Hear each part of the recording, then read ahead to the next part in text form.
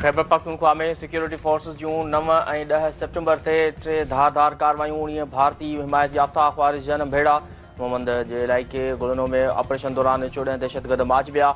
उत्तर वज़ीरिस्तान जे इलाइक़े दताखेल में भी कार्रवाई में 4 ख़्वारिज खे जन भेड़ो कयो वियो।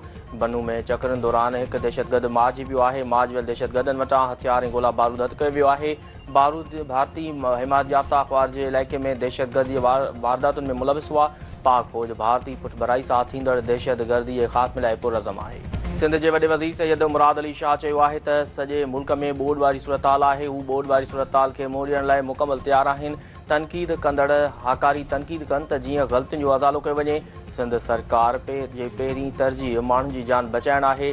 कचे जे माण्हुनि खां सहकार जी ज़रूरत आहे। पीपी चेयरमैन सिंध में मुख़्तलिफ़ बंदनि ऐं बैराजनि जो दौरो कयो। बिलावल भुट्टो ज़रदारी चयो त हुननि मौक़नि ते फ़ौरी रिलीफ ॾियणु, मौसमियाती ऐं ज़रई एमरजेंसी लागू करणु घुरिजे। हिन वक़्तु हू रेस्क्यू ऐं रिलीफ जे मरहलनि में आहिनि। वफ़ाक़ी सरकार अञा ताईं आलमी सतह ते अपील नाहे कई। बिलावल भुट्टो ज़रदारी चयो आहे त आलमी सतह ते मदद जी अपील करणु घुरिजे। गुज़िरियल 3 ॾींहं बरसाति में इंतिज़ामिया मुतहरिक रही कोताहियूं थींदियूं आहिनि, पर हू पंहिंजे कम मां मुतमिन आहिनि। ग़लति अफ़वाह न पकिड़णु घुरिजनि। वॾे वज़ीर मुराद अली शाह पारां मज़ार काए ते हाज़िरी गुल रखी फातिख़वानी।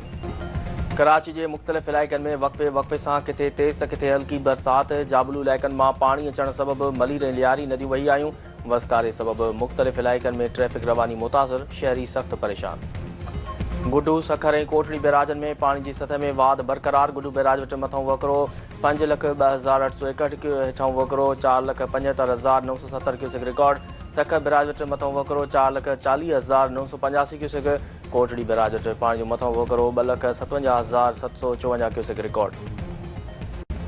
खोड़ा वेझो बिंदुरनि में पुराणे तकरार तां हथियार बंदनि जी फायरिंग। नौजवान क़तल। हथियार बंदनि अब्दुल सत्तार उजण खे गोलियूं हणी क़तल करे छॾियो। दुरनि में छिकतान।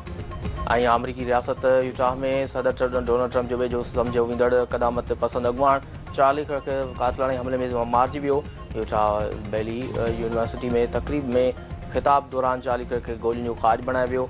अमरीकी सदर जो चवणु आहे त अज़ीम तारीख़ी हैसियत रखंदड़ चार्ली कर्क हाणे हिन दुनिया में नाहे रहियो।